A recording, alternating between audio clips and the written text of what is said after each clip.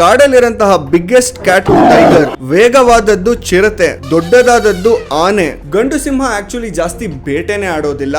ಹೆಣ್ಣು ಸಿಂಹ ಹೋಗಿ ಬೇಟೆ ಆಡ್ಕೊಂಡ್ ಬಂದ್ರೆ ಈ ಸಿಂಹ ತಿಂದು 18 ಇಂದ 20 ಅವರು ಗೊರ್ಗೆ ಹೊಡ್ಕೊಂಡು ಮಲ್ಕೊಳುತ್ತೆ. ಇದು ಬೇಟೆ ಆಡೋದು ಬರೀ 5% ಅಷ್ಟೇನೆ. ಮತ್ತೆ ಸಿಂಹನ ನಾವು ರಾಜ ಅಂತ ಯಾಕೆ ಸ್ವಾಮಿ ಒಪ್ಕೊಬೇಕು? ಸಿಂಹ ರಾಜ ಆಗೋದಕ್ಕೆ ಕಾರಣ ಅದರ ಆಟಿಟ್ಯೂಡ್. ಸಿಂಹ ತನ್ನ ಇಡೀ ಪ್ರೈಡ್, ಆ ಫ್ಯಾಮಿಲಿ ಏನಿರುತ್ತಲ್ಲ ಅದನ್ನ ಕಾಪಾಡೋ ಜವಾಬ್ದಾರಿ ಅದು ತಗೊಂಡಿರುತ್ತೆ.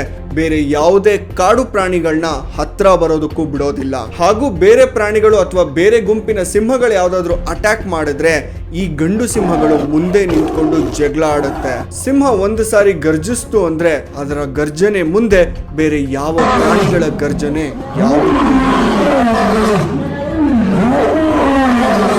ಸಿಂಹ ಬೇಟೆ ಆಡಕ್ಕಾಗದೇ ಇರೋ ಪ್ರಾಣಿನೇ ಇಲ್ಲ. ಆನೆ ಆಗಿರ್ಬೋದು, ಜಿರಾಫೆ ಆಗಿರ್ಬೋದು, ಮೊಸಳೆ ಆಗಿರ್ಬೋದು, ಕಾಡಲ್ಲಿ ಯಾವ ಪ್ರಾಣಿನ ಬೇಕಾದ್ರೂ ಬೇಟೆ ಆಡೋ ಕೆಪಾಸಿಟಿ ಇರೋಂತಹ ಒಂದೇ ಒಂದು ಪ್ರಾಣಿ ಅಂದ್ರೆ ಅದು ಸಿಂಹ. ಸಿಂಹನ ಬಿಟ್ಟು ಬೇರೆ ಯಾವ ಪ್ರಾಣಿ ರಾಜ ಆಗ್ಬಹುದು? ಕಮೆಂಟ್ ಬಾಕ್ಸ್ ನಲ್ಲಿ ಮೆನ್ಷನ್ ಮಾಡಿ.